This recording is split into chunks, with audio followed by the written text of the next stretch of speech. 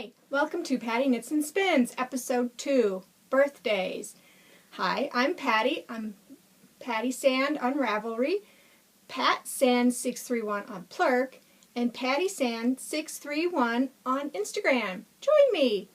On this episode, I'll be talking about works in progress, finished objects, spinning, weaving, a fun fact about Alaska, and acquisitions, and a thank you. So, let's get on. As you know, I'm knitting the Halalei by Emsky Knits with the Mustache Podcast girls. They are on the fronts now, and I am behind. This is my back. This is the Mustache yarn, Ka'apaua, and I'm doing it on a size 4, 3.5 stiletto signature, and it's out of the Helva Skein.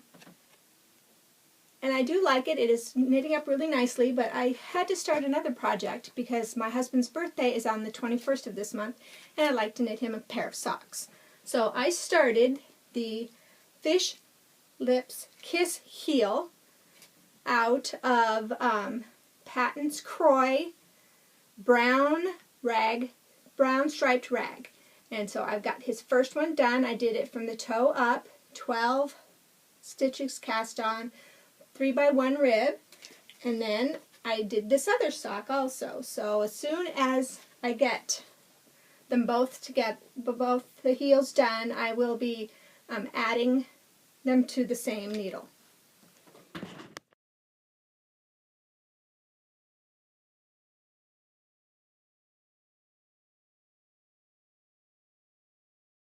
I finished an object this week.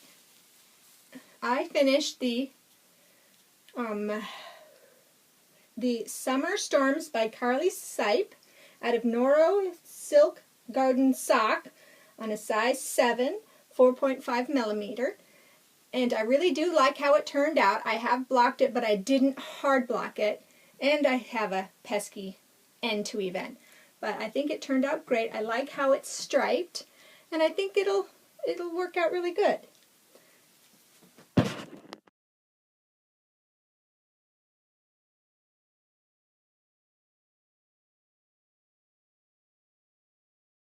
I would start Alaska Fact off with the purchase. In March 30th, 1867, the U.S. Secretary of State William H. Seward purchased Alaska from Russia for $7.2 million. And Alaska was known as Seward's Folly, Seward's Icebox, and people didn't understand why they purchased it. In January 3rd, 1959, Alaska became a state. So this January 3rd, Alaska is 55 years old. And it's also my birthday, but I am not as old as Alaska. This brings me into acquisitions. These I didn't purchase, I received as birthday presents. My middle son and his wife picked up 2 skeins of Red Heart. One is Bon Bon, and the other one is Amethyst. I'm thinking that I may use those either for a snuggle or some seamless Saloma slippers. And the other acquisition is my mother-in-law, who I love dearly, got me an ounce of alpaca. It's nice and swooshy, so I can spin it. There is a lady here in Fairbanks who has 8 alpacas, and so this is homegrown alpacas. And it is Skyflight alpacas. So it's really, really cool. So what I plan on doing is I purchased this. I started spinning this on February of last year, and it is Superfine Merino, Angelina, and Silk. And I have 2 ounces of this and 1 ounce of the alpaca. So I'm going to spin and make a 3-ply. So I can't wait.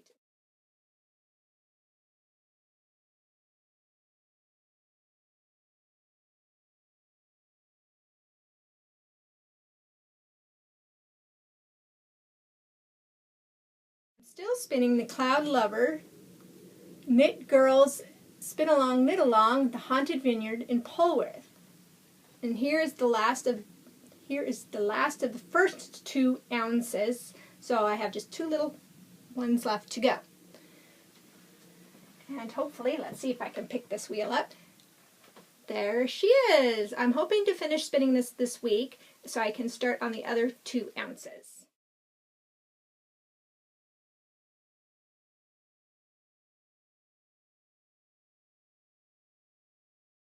The pattern that grabbed my attention this week is There and Back Again Story Scarf by Frivolite Handcrafts. It's $5 on Ravelry. I just think that it looks so interesting, and if I was buying patterns, I would be purchasing this one. Weaving this week, and I figured out what that yarn was. It is Fiesta Yarns Rayon Boucle. I have a total of 480 yards in the Sapphire colorway. I do like how it's turning out. It's striping really interesting, and I'll insert a picture here.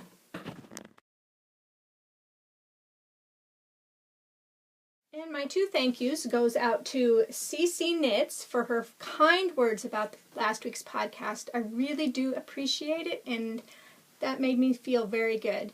And the other thank you is to Lois from Knitting's My Bag, who said I could tell you guys about her crazy stash down, because I think I may have to follow this also. So she has 8 things that she's going to do this year, and I have one that I want to add.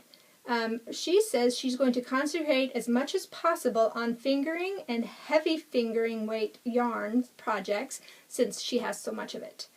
If she has to purchase 1 or 2 skeins to use 3 or 4, then that's okay, which, you know, if you're going to do a colorwork project and you need that extra color, go ahead and get it, because you're going to use it. It's not going to sit in your stash.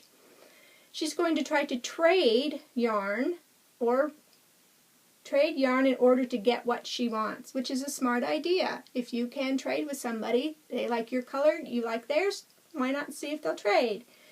She's going to spin at least 3 bumps of fiber a month.